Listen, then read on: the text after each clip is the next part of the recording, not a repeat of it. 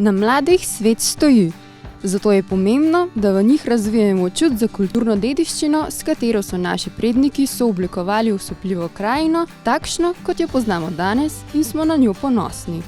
V ta namen so v okviru Dnevov evropske kulturne dediščine v Infocentru Triglavska roža Bled potekale delavnice z naslovom Igrivo in zabavno z našo kulturno dediščino. Dnevi evropske kulturne dediščine so vseslovenski projekt, katerega pokrovitelj je Zavod za varstvo kulturne dediščine Slovenije z mnogimi partnerji, in Slovenija je bila med prvimi državami 1991, ki se je priključila temu dogajanju. Vsako leto se na evropskem nivoju določa ena tematika, ki se jo v okviru evropskih dni obravnava, in letos so si izbrali zelo luštno temo umetnost in razvedrilo. Tako da tudi na dogodku, ki ga organiziram Triglavski narodni park, raziskujemo kulturno dediščino z tega vidika, z vidika zabave, in ker smo si želeli organizirati dogodek za otroke, so to predvsem stare igre. Otroci so stare igre spoznavali na zabaven in kreativen način. Skozi serijo 6 delavnic so spoznali stare namizne igre, igre spretnosti, pastirske igre in izdelali punčko iz cun. Tukaj delamo punčke, tam se delajo rože, pa ptički. A si se kaj novega naučila? Veliko. A si že doma delala kakšno punčko? Ja, saj sem taka ustvarjalna.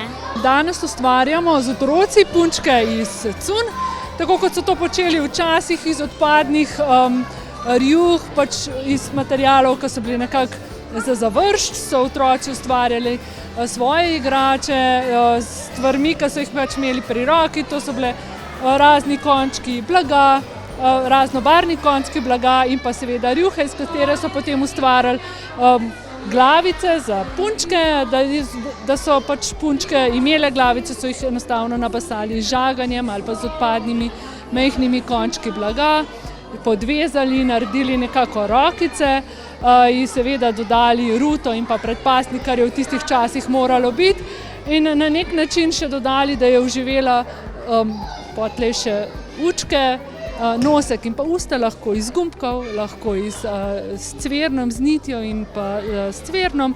Skratka, na tak način so si poustvarjali svoje igrače, ki so bile nekako, bomo rekli, sodobno personalizirane, ker so bile prav njihove na njihov način tako še lepše.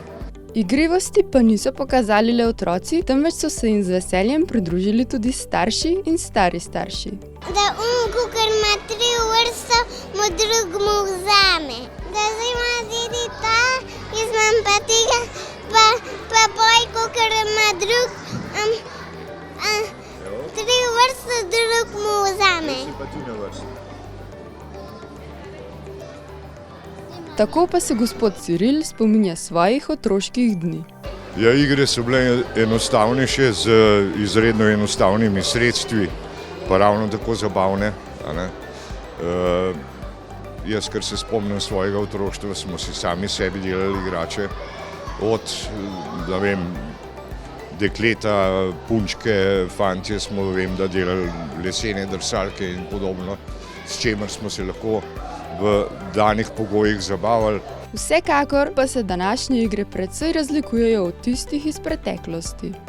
To zavrtiš, pa skupaj narazen. Danes je pa seveda vse jasno bistveno drugače, čas gre naprej, vendar mislim, da otroci s tem zgubljajo kreativnost. Nihče ne razmišlja o tem, kaj bi naredil, kako bi sam sebi ustvaril oziroma pokril prosti čas, pač pa kupijo tisto, kar jim pač trgovci večkrat zelo premišljeno ponujajo in pa jasno, da prodajajo. Tako da mislim, da je zelo, zelo velika razlika med časi moje mladosti oziroma otroštva. Pa z druge strani je pa treba vzeti tudi recimo prireditev, kot je ta današnja. Enostavno je treba priznati, da se z nami včasih niso toliko ukvarjali, kot se danes ukvarjajo z današnjimi otroci, z današnjo mladino. In to mislim, da je zelo pozitivno, Jasno, da v danem okolju, ker verjetno tako, kot je bilo, ne bo nikoli več. Zakaj pa je sploh pomembno, da v otroku zbudimo zavedanje o svoji kulturni dediščini? Naša kulturna dediščina, slovenska ali pa kulturna dediščina na splošno, človeka bogati, ker mu govori, od kod prihaja in kaj so tisto vrednote, ki so mu jih njegovi dedki zapustili. V Triglavskem narodnem parku je pa kulturna dediščina sestavni del edinstvenosti tega prostora. In mogoče v tem času, ko je narava zelo ogrožena, majčkeno več poudarka dajemo, ko izobražujemo otroke o pomenu ohranjenosti narave.